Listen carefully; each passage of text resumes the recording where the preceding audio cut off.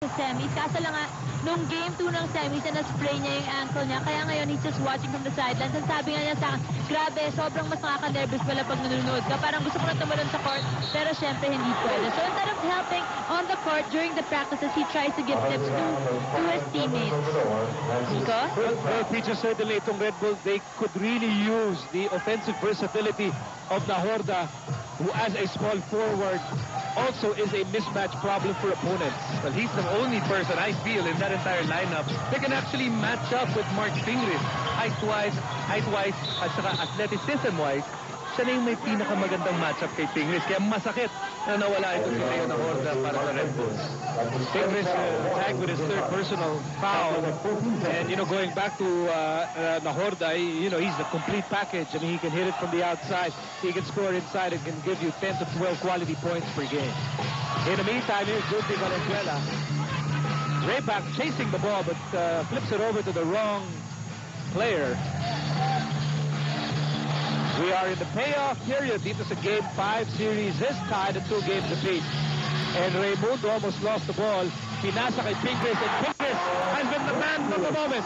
Mark Pingris, all of his points here in this second half are big points. Inches para kay Rayback at lumalayo na naman ang Purefoods sa ating ball game. Here's Raimundo, ball fake. Anticipated by Valenzuela. Here's Simon, a 4-3, in and out. Could have been a big shot para sa Purefoods to push the lead up to 17. And now more than ever, Red Bull is going to need the veteran stability provided by Valenzuela. Mga laban kay Jondan Salvador. That's going to be number 2 against Purefoods. This fourth quarter has been very dangerous in the payoff period. Basta fourth quarter, si Junti ang pinupuntahan ng Red Bull for good reason. Gives you a lot of experience, defensive intensity. And as James Chap enters the game, Junti, in my mind, is the most underrated offensive gunner in the PBA. He is, titignan mo yung itong Red Bull, when they are in a half-court set, siya yung pinakamagaling gumawa ng sitwasyon para sa mga kampi niya o kaya para sa sarili niya. The Red Bull is still within shouting distance, but they really have to find a solution to Pingris, because Pingris has been, well, nobody has been able to match the energy of Pingris here in the fourth quarter.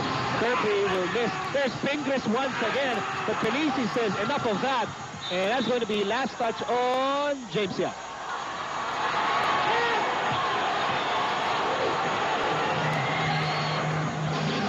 8.5 remaining in the ball game. Baguio on the move outside Pelisi. Here's Cruz, swings it over Valenzuela. 4-3. Yes, sir! PM press for the headman, and Red Bulls missed their fourth quarter. Already 5 points in the fourth quarter. Those free throws para kay Junti may be the ones that will get his sights ready para dito sa fourth quarter. Pero lamang pa rin ang Purefoods, 85-76 as we approach the 8-minute mark of the fourth quarter. Here's Kirby, 4-3. Yes, sir! Kirby Raimundo with a DM press. Ang hirap na ang bantayan ito si Kirby Raimundo. He can play you with his back to the basket, and he can extend you all the way to the three-point range. And so it's back to a 12-point lead. Para sa Purefoods. Here's Junti, 4-3. At there's a loose ball foul. Will go against Carlos Sharma. Timeout muna tayo with 7:43 remaining in the final quarter. Lamang pa rin ang Purefoods. Back inside the big dome for more PBA action. Dito lamang sa ABC Sports. Over 7 minutes to go in the payoff period. And James Yap hits a PM press. Almost a broken play. Maganda yung pinakitang depensa ng Red Bull, but James Yap, he's just been on fire sa larong ito. Not really playing a lot of minutes. Only 23 minutes played. Pero ang puntos niya, 25 points na. Here's Juti Valenzuela. Outside, Pelisi. Yes, sir! Palitan ng PM press ang dalawang kuran And that's why Red Bull hanging on in this game within shouting distance. 8 points of Red Bull in this quarter, all courtesy of Junti Valenzuela. 3-pointer, 2 free throws, and that assist to Mick Benici. Meantime is Raimundo. Drop pass intended for Adugol. Last touch on Adugol. As we approach the halfway mark of the fourth and final quarter. Here's Junti on the move. Valenzuela, hand off. Turnover. Oh, he had it. Oh, wait a minute. Now they'll correct the call. Garci Ferrer and Art Herrera convened, and the decision is that the ball will stay with Red Bull Barako. Here's Ray back. Benici on the left side. They go to Junti Valenzuela. And Junti having trouble with the basketball. Ray back. Ray back is open, actually. Was not ready to take the shot. And it's a turnover. Ito na, James Yap against Elino Cruz. It's 1 against 2. And James Yap will wisely wait for more white shirts to come over. Taking care of the basketball, itong Red Bull, more turnovers than Purefoods, and Purefoods really doing an excellent job of picking those turnovers into points. 6:02 remaining dito sa Game 5. And James Yap is now matched up with Baguio. That's a superstar matchup right there. And James Yap will miss. Bola na pulo ni Celino Cruz. Baguio is asking for it. Pinasa instead kay Benici. Rayback. And here's Junti. Baguio in the corner. Inside Rayback. Lead down to 10, pero ang Red Bull magandang ikot ng bola sa pagkakataon niya. Almost everyone touching the basketball. And that came from a secondary break because they ran the floor quickly on offense. 10 points ang inahabol ng Red Bull Barako. And here's Benici. Benici on the move. Benici over to Baguio, and it's an 8-point ball game. Ayaw din sumuko nitong Red Bull. We have a timeout. 5 and 17 to go. Lamang pa rin ang Purefoods. While we were away, Celino Cruz committed his 5th personal foul while hounding Noy Castillo. So with 5 minutes to go in the ball game, James Yap and the Giants trying to hold on to this 8-point lead.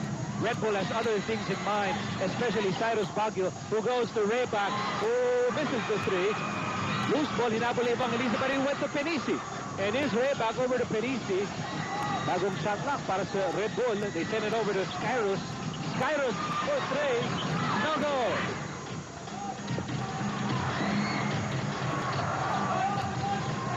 Four and a half remaining in Game 5 with the series tied 2 games apiece.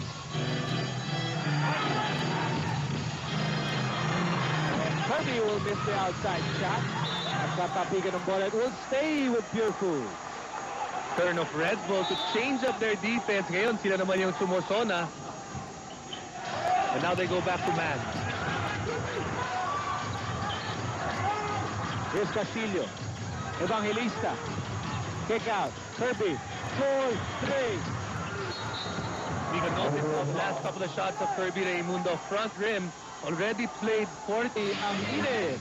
And quickly back to live action with under 4 minutes remaining in the ball game. 8 points ang kailangan na bulin ng Red Bull, and Benici fires from the corner.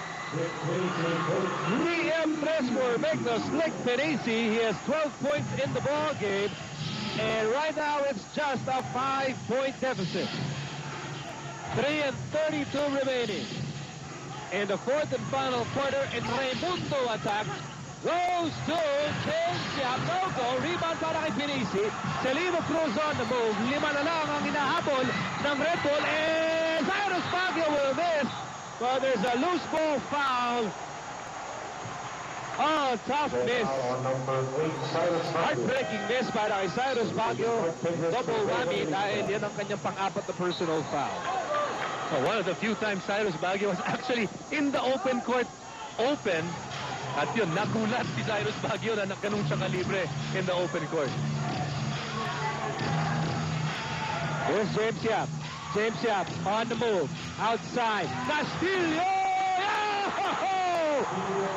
The most dangerous player on the hard court for Purefoods. That's Noy Castillo at 17 points. Here's Reba. Balik sa 8 points